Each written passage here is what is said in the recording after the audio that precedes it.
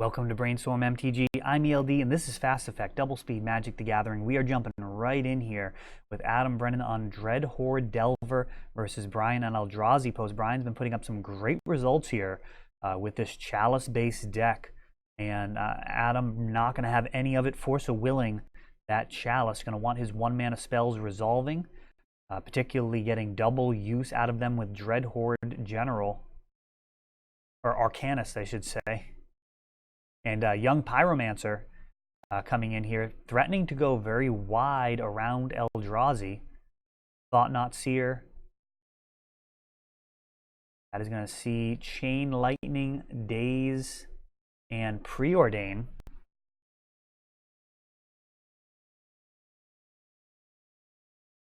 Preordain is taken.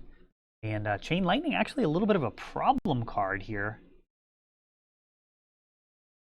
Any 1/1s that are created with this Pyromancer now can potentially swing without fear into this 4/4 Eldrazi. Adam would be happy to clear that out. Oh no, and another Thought-Knot Seer. This one is going to get the Chain Lightning. So now just a Daze and an Island in hand, and this is looking very bad, very fast here with the addition of the second Eldrazi. Another land entering the battlefield. Adam has plenty of mana for Delver. No Chalice stopping him, but just no cards to play currently. Gonna need something along the lines of successive brainstorms and a lightning bolt of some sort, and Endbringer coming in now, and that is just going to be the end of it real fast. That guy can start murdering everything that Brian attempts to do. Gonna Lightning Bolt, get a token, take out a 4/4. Bolt, probably the best card that he could hope for. Maybe brainstorms repeatedly into a Bolt, something along those lines. Grim Monolith, ensuring that Brian has no shortage of mana for any future plays. This Endbringer, likely the end of it. Quite literally living up to its name. Like Delver and perhaps another 1 toughness creature in hand there, Young Pyromancer. That is not going to do.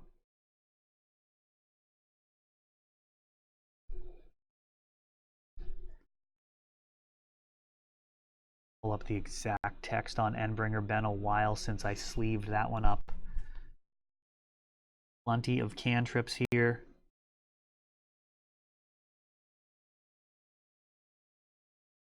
Build a board.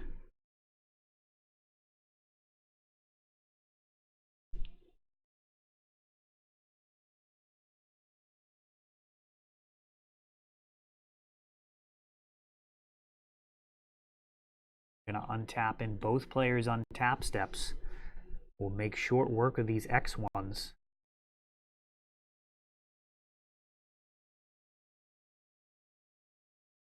Tapping main phase, and now Karn. Have enough mana to just lock things up right here.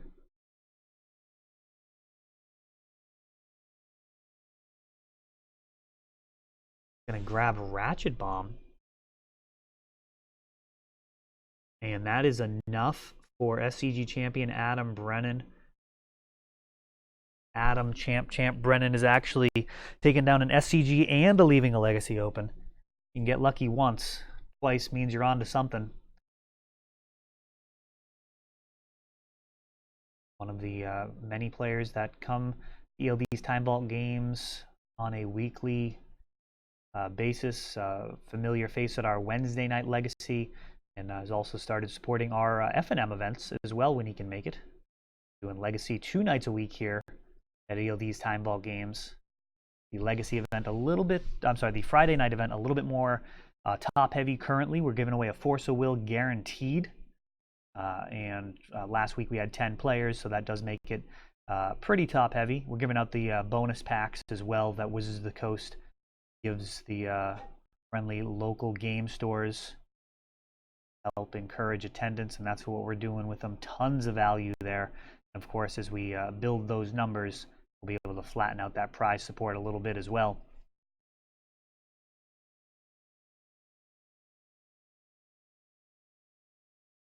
Ryan gonna look, just close this out into not getting paid by the hour. This is the finals of this event, our Wednesday night series. One of the final events that use the Vancouver Mulligan. The London Mulls are now in effect for Magic as I film this. It's been interesting going and doing these videos as I make my way through the little backlog of games we've got saved up. And I'll tell you, the newer games with the London Mull, it feels a lot better for the person on the side that has to take the mulligan when they do have those better options. Mulliganing is still a really big drawback at the end of the day, and that is not to be underestimated. Chalice at 1 here for Brian. Delver already down, though, given that Adam was on the play, and he flips, showing a braid. Absolutely tremendous start here for Adam. Does he have the ability to commit something like a Young Pyromancer here? And if so, does he do it, or does he keep the mana up? He does. He has the Young Pyromancer, risking a Thought-Knot Seer, grabbing this Abrade.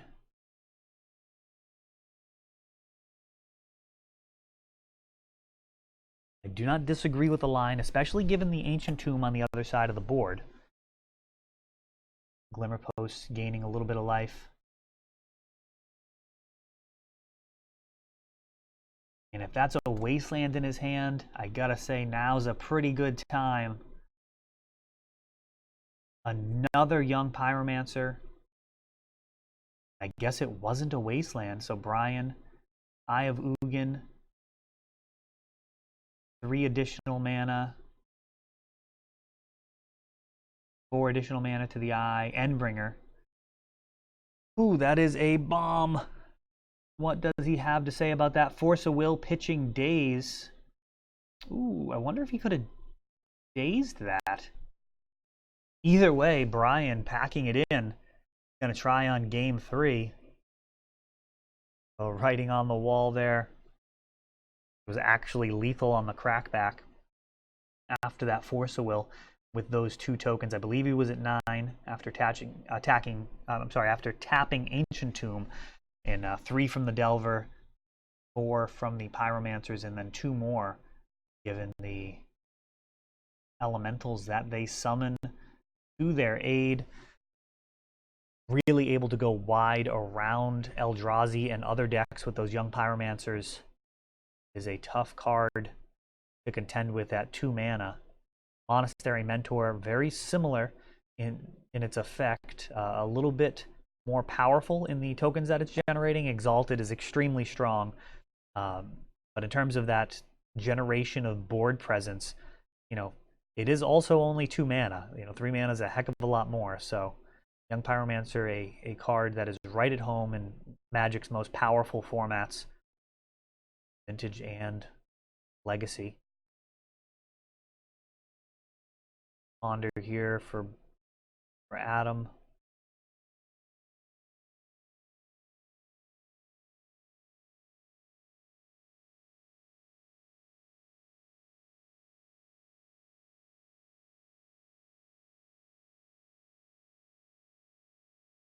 Matter Reshaper. Looks like this game may end up being a bit more sensible than some of the previous ones here. Delver of Secrets, fetching. He adds another Delver. I'll have to eat my words, especially if it flips right away. And Ponder. All right, so both players adding 3 power creatures to the board here on turn 2. Brian enabling that with Eldrazi Temple. Adam, thanks to the efficiency of Delver of Secrets and stacking his deck with that Ponder. Grim Monolith now added. 3 mana. Oh, and Thorn.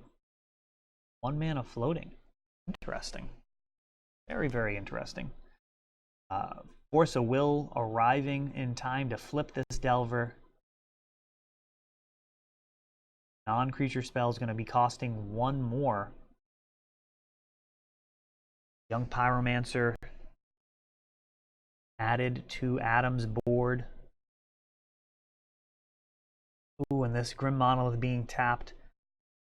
Feeling pretty awful at this point. As it stands, Adam will win this race.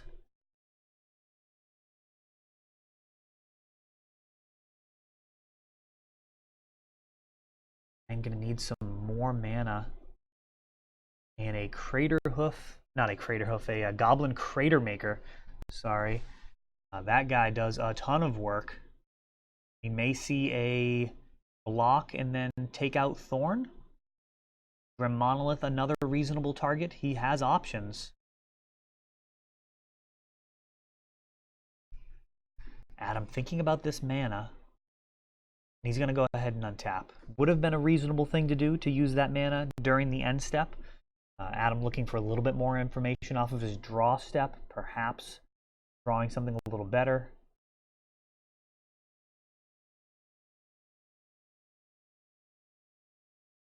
Not dismissing the value of this Crater Maker as an attacker.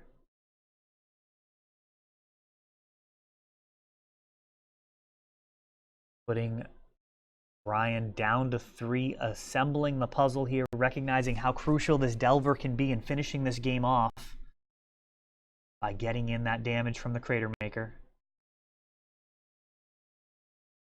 5 mana, or 6 mana with the